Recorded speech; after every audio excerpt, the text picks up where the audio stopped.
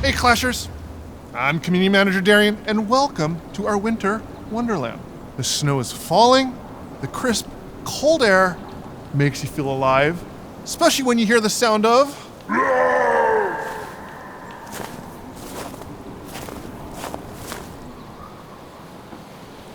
Hi, I'm Game Lead Anal.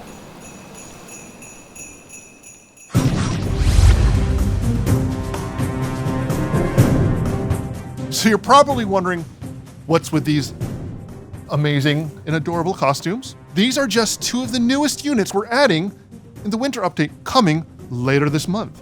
That's right. Not only is the Town Hall 13 the biggest update of the year, we've got a ton of new content coming with this new Town Hall.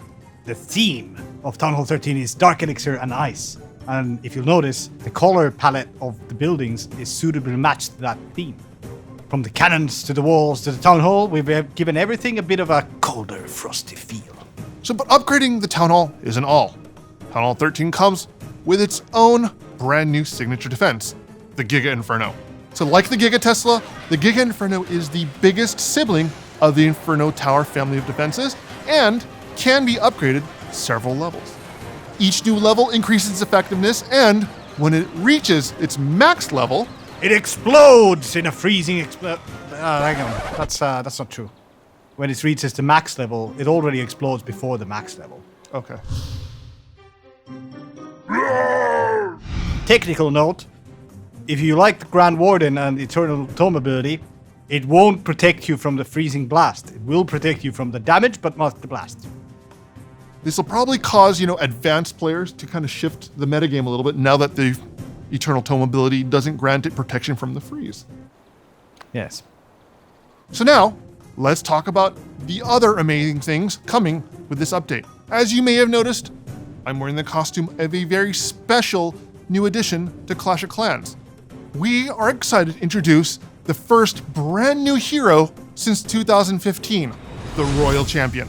So the Royal Champion is a brand new hero whose fearless tenacity and fierce aggression is sure to rain destruction down on her foes. Hailing from the frosty lands of Town Hall 13, she's leveled using Dark Elixir. But not only does her spear mercilessly clear through troops and buildings alike, her Seeking Shield ability allows her to throw her shield.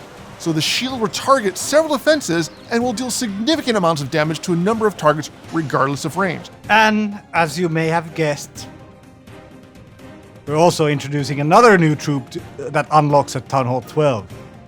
The Yeti.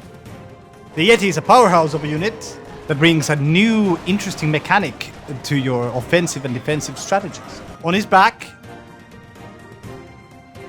he carries a large bundle of Yeti mites, and although the Yeti has strong close-range attacks, when the Yeti takes damage, the Yeti mites will jump out and seek revenge against the attackers. The Yeti can't go over walls, but the Yeti mites can, and finally when the Yeti is defeated, a bunch of Yeti mites will come out of the backpack when it falls and also swarm the defenses. So that explains why Ano is dressed like a giant free I blueberry. wonder who wrote this script. I blame the writers. I claim no credit. So of course, we also had to introduce a brand new siege machine in the update for those who reached Town Hall 13. The all-new Siege Barracks is an entirely new kind of siege machine. So the Siege Barracks don't fly or drive towards any particular target like the previous siege machines do. Instead, you drop it like you would your regular clan castle troops. The barracks will gracefully parachute down from the sky, and like a circus car full of clowns all cramped together, the barracks will begin to deploy its payload. But here's the twist in Siege Barracks.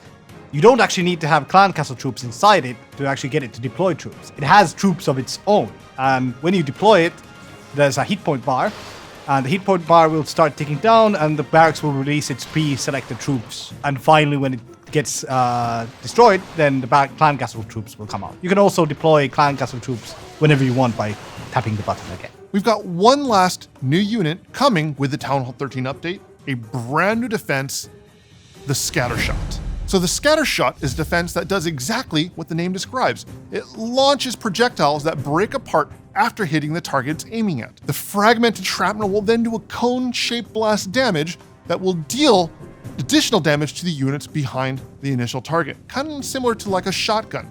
The Scattershot hits both air and ground targets. Nothing is safe from its attacks.